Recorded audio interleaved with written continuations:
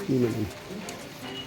आज मेरा यहाँ औरंगाबाद गांव में आना हुआ है और कुछ लोगों ने मुझे यहाँ से फ़ोन भी किया था, बुलाया भी था। तो मैं आज यहाँ पर उस बात को कहने के लिए आई हूँ जो अभी 5-6 दिन पहले यहाँ पे पोसवाल चीनी मिल कुर्क की गई है और कुर्क करके वो बंद कर दी गई है, सरकार ने उसको जब्त कर लिया है। आज यहाँ किसानों के मैंने चेहरे पे जो उदासी और खामोशी देखी है, जो दर्द देखा है, वो वाकई दिल हिला देने वाला दर्द है कि लंबे समय से 3 साल से यहाँ पे गन्ना किसानों का पेमेंट नहीं दिया गया।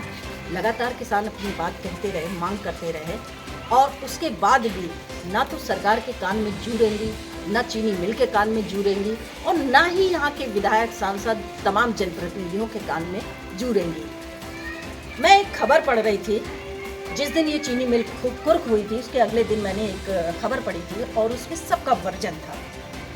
गन्ना सोसाइटी ने कहा कि हम किसानों के साथ हैं, यहाँ के जनप्रतिनिधियों ने कहा कि हम किसानों के साथ हैं, यहाँ के कुछ विपक्षी नेताओं ने कहा कि हम किसानों के साथ हैं।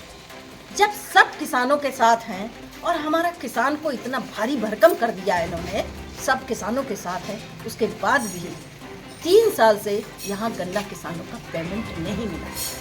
सच तो ये है कि कोई किसानों के साथ नहीं है, सब अपनी राजनीति कर रहे हैं। किसानों के दुख दर्द और उनकी पीड़ा से भी कोई मतलब नहीं। एक षड्यंत्र किसान के साथ चल रहा है और ये षड्यंत्र के तहत ही सबको अपना अपना पैसा मिल गया, जनप्रतिनिधि अपना हिस्सा ले लेते हैं, सरकार अपना हिस्सा ले लेती है, सबका बंदर बांट इसमें चलता है जो आम नागरिक नहीं समझ पाता है।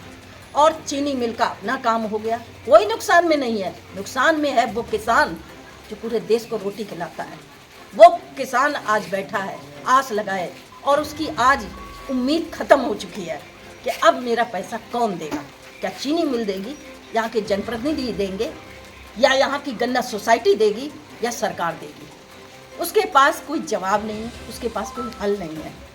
तो आज मैं ये कहना चाहती हूँ कि इस ढोंग को समझें जो आकर नेता अपना भाषण देके जाते हैं।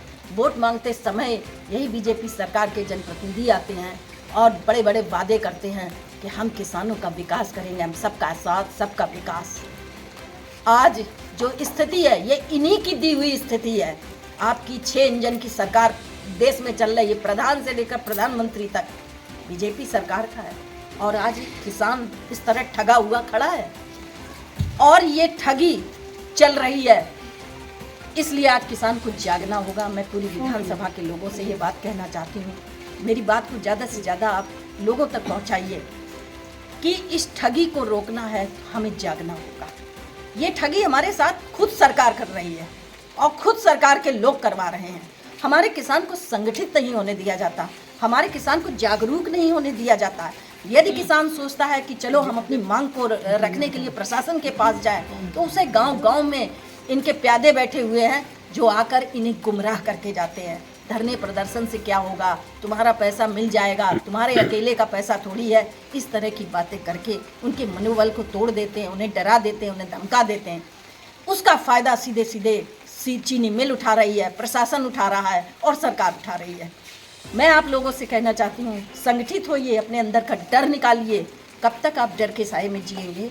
आपके आगे बच्चे हैं, आपको अपने बच्चे भी पालने हैं।